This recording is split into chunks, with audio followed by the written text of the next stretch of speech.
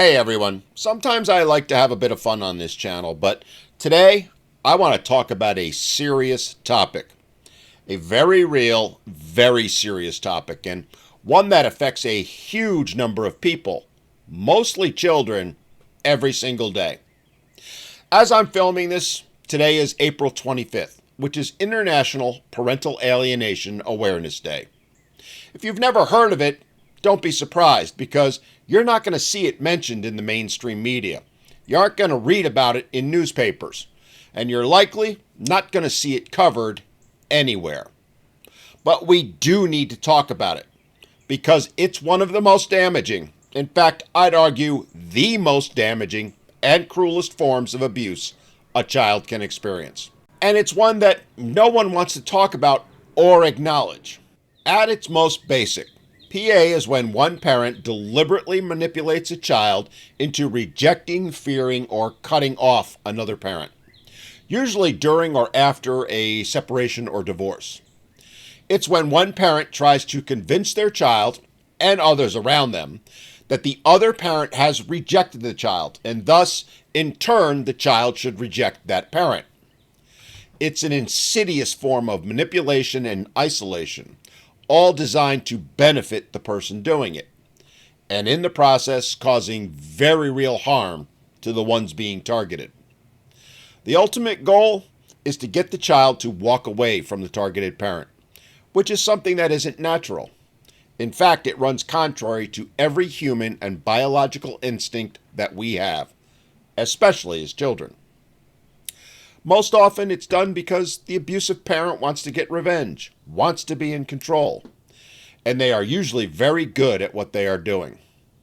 It's not always done through loud, screaming fights. In fact, more often than not, it's the exact opposite. Most often, it's done through subtle comments like, "Your dad doesn't care about you," or "If he really loved you, he wouldn't have left," or "If he wanted to see you, he'd fight more to see you." Or my mother's personal favorite, the one she used time and again, "Your dad told me he doesn't want to see you this week." When in reality, what she was doing was blocking him from seeing me.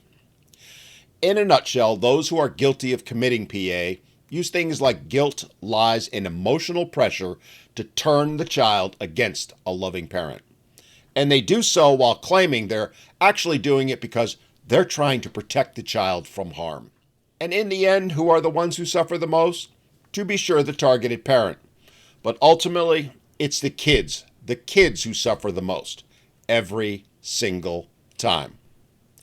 Children caught in parental alienation can and usually do grow up confused, anxious, angry, and emotionally unstable. They likely will struggle with trust issues, relationships, and self-worth for the rest of their lives. In my experience, having talked to hundreds, if not thousands of others who've suffered through it, they never fully recover.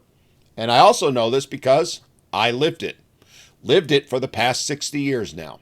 Studies have linked PA to things like higher rates of depression, anxiety, substance abuse, and sadly, many even have thoughts of unaliving themselves in their teen years or even later in life. And here's perhaps the most evil thing of all. There is a large group of people who just love to claim it doesn't exist. In fact, many of them go to great lengths to deny its existence, calling it junk science and worse. They'll say things like, "Oh, that's just a bitter parent making excuses," or "If the kid doesn't want to see the other parent, there must be a good reason," which is all a load of crap, because as I alluded to earlier, I am a victim of it. Twice. As is my younger stepsister, who my mother tried to manipulate and twist into hating her father. As a child, my mother did everything in her power to sever both of our relationships with our respective fathers. She poisoned our minds for years, fed us lies, and made us believe things that weren't true. And in many ways, it worked. I myself spent years disconnected from my father, carrying anger that wasn't mine to carry, carrying anger that was, in the end, completely misplaced, as did my sister. It really wasn't until I saw the lies my mother was telling my sister, the very same ones that she had told me years earlier, that I started to figure it all out. Lies like when my sister was 5 or 6, our mother telling her that her father hadn't bothered to show up to pick her up when I knew for a fact he was sitting in the driveway waiting. And as an adult, I watched it happen yet again, this time to me as a parent. My ex tried to do the exact same things my mother had done to my own children. The games, the manipulation, the lies went on for years, and there really wasn't much I could do to stop it. Oh, I tried, but the courts didn't care. The children's guardian ad litem didn't care, even when she was shown undeniable proof of what was going on. The fact is, no one cared. So when I hear people say that parental alienation isn't real, I know that what they're really saying is, your trauma doesn't matter. What matters is that we protect those who commit this form of abuse. And let's be very clear here. Those that claim PA isn't real, that it's junk science, aren't just denying my personal experience, but the experiences of literally millions and millions of children and parents around the world. And they do so all while claiming they're doing it to protect the children. Honestly, can you think of anything more evil? Those who deny its existence aren't protecting children, they're hurting them. And I say we should call those deniers out for what they are, which is child abusers themselves. Child abusers who knowingly and actively are telling children and adult survivors of PA that what they've seen, what they've experienced, literally never happened. That it's just a figment of our imagination or something perpetuated on us by the targeted parent. And I know that that's what they're doing because those things have quite literally been said to my face time and again by PA deniers, up to and including mental health professionals who should know better. As I said earlier, in my opinion, it's the worst, most insidious kind of child abuse there is because it attacks a child's self-worth, their very sense of identity, safety, and belonging. It teaches them that love is conditional and that relationships are disposable, and that it's okay to destroy someone else, especially a child, emotionally, simply for revenge. So today on International Parental Alienation Day, I just want you to remember that this is happening in homes, in courtrooms, and in silence every single day.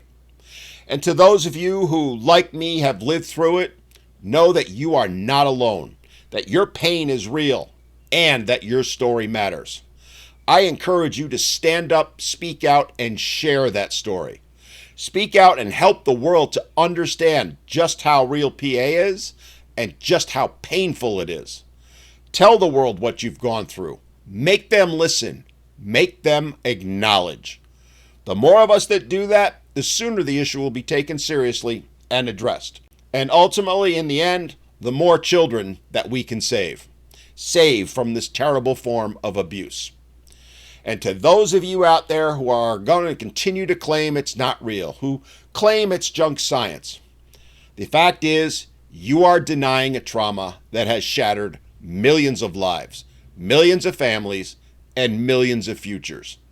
To you, I say this: you are every bit as guilty of committing parental alienation, of committing child abuse, as the parents who directly do.